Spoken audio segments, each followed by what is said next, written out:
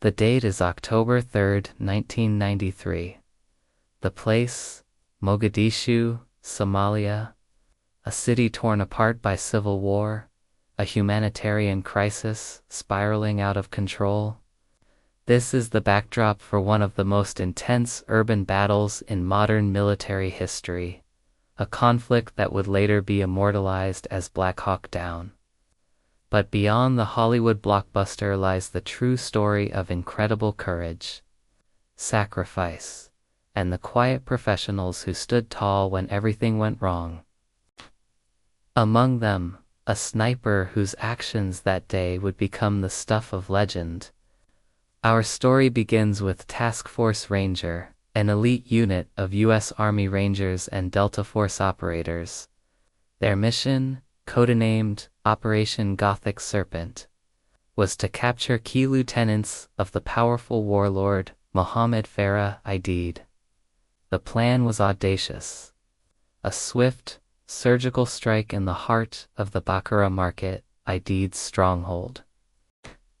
Delta operators would fast rope from Black Hawk helicopters, seize the targets, and then the whole force would exfiltrate via ground convoy. It was supposed to be a 30-minute operation, in and out. But in war, plans rarely survive first contact with the enemy. The initial assault went smoothly. The targets were captured. But as the ground convoy tried to make its way to the target building, it was met with a ferocious and unexpectedly organized resistance. Somali militia, armed with AK-47s and RPGs, swarmed the narrow streets, setting up roadblocks of burning tires and debris. The convoy was trapped in a labyrinth of hostile fire. Then, disaster struck. A Black Hawk helicopter, Calcine Super 621, was hit by a rocket-propelled grenade. The chopper spun out of control, crashing deep inside the city. The mission instantly changed from a capture operation to a desperate rescue. Every soldier on the ground knew what this meant. They couldn't leave their comrades behind. A second Black Hawk, Super 6 Manos Cuatro, piloted by Michael Durant, was sent in to provide cover for the rescue teams heading to the first crash site. But as it hovered, it too was struck by an RPG. Durant's helicopter went down over a mile away from the first crash site, in an even more dangerous part of the city. The situation was now catastrophic. 2 helicopters down, American soldiers scattered and surrounded, and a whole city turning against them.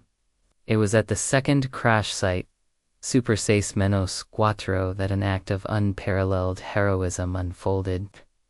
On board the helicopter with Durant were his co-pilot and 2 crew chiefs. All were injured in the crash. Almost immediately, a mob of armed militia and civilians began to converge on the wreckage. Observing the rapidly deteriorating situation from a circling helicopter were 2 Delta Force snipers, Sergeant First Class Randy Shughart and Master Sergeant Gary Gordon. They could see the mob closing in. They knew the 4 men in the downed helicopter were sitting ducks. The ground forces were too far away to help. Shughart and Gordon had a choice. They could remain relatively safe in the air, or they could go down there, into the hornet's nest, to defend their comrades. They radioed for permission to be inserted. The request was denied. It was deemed too risky, a suicide mission. The command didn't want to lose more men. But Shughart and Gordon were insistent. They saw what was happening. They knew that without their help, the men at the crash site were doomed. They radioed again. "We're not leaving them," was the sentiment. Permission denied. A third time, they made the request. They understood the risks. They were snipers, masters of calculating odds. And the odds were terrible. But their ethos, the warrior's code, demanded they act. Finally, with a heavy heart, the command gave the go-ahead. The helicopter pilot brought them as close as he dared, hovering just above the rooftops amidst a hail of gunfire. Shughart and Gordon roped down into the dusty alleyways of Mogadishu, armed with only their sniper rifles, a Kar -15, and sidearms.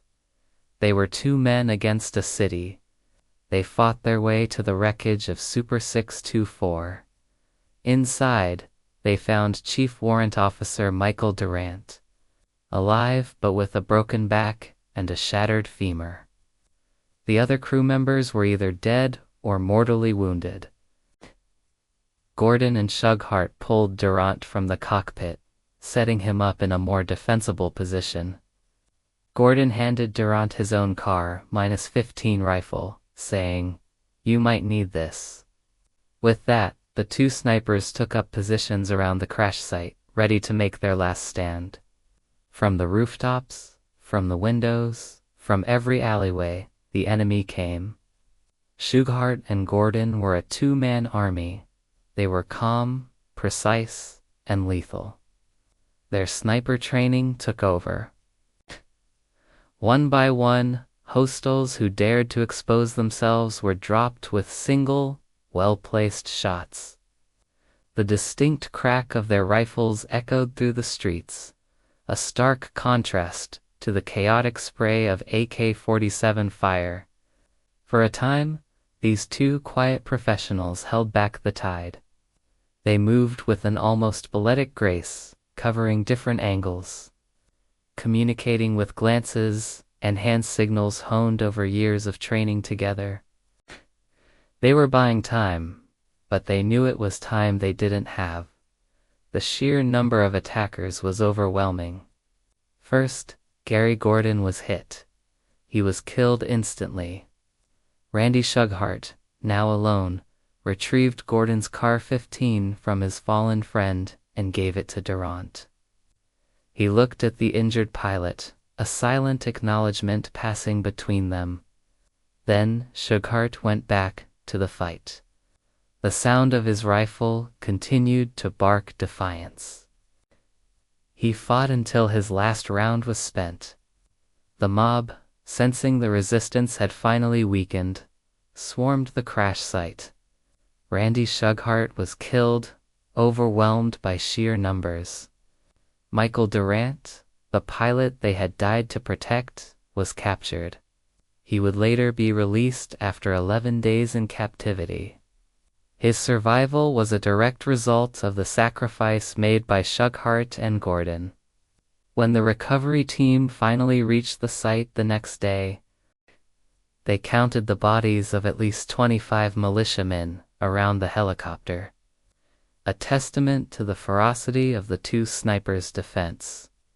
For their extraordinary bravery and selfless sacrifice, Sergeant First Class Randy Shughart and Master Sergeant Gary Gordon were posthumously awarded the Medal of Honor, the United States' highest military decoration. They were the first to receive the award since the Vietnam War. Their story is a powerful reminder that heroes are not just found in the grand sweep of battle, but in the individual moments of choice. The choice to go back. The choice to stand and fight against impossible odds for a brother in arms. They were not ordered to go. They volunteered. In a day defined by chaos and tragedy, their actions shone as a beacon of unwavering courage and loyalty. They were the quiet snipers who answered the call when their brothers sent an SOS, and their legend will never be forgotten. Thank you for watching. If this story moved you, please like, share, and subscribe for more stories of incredible heroism. We'll see you next time.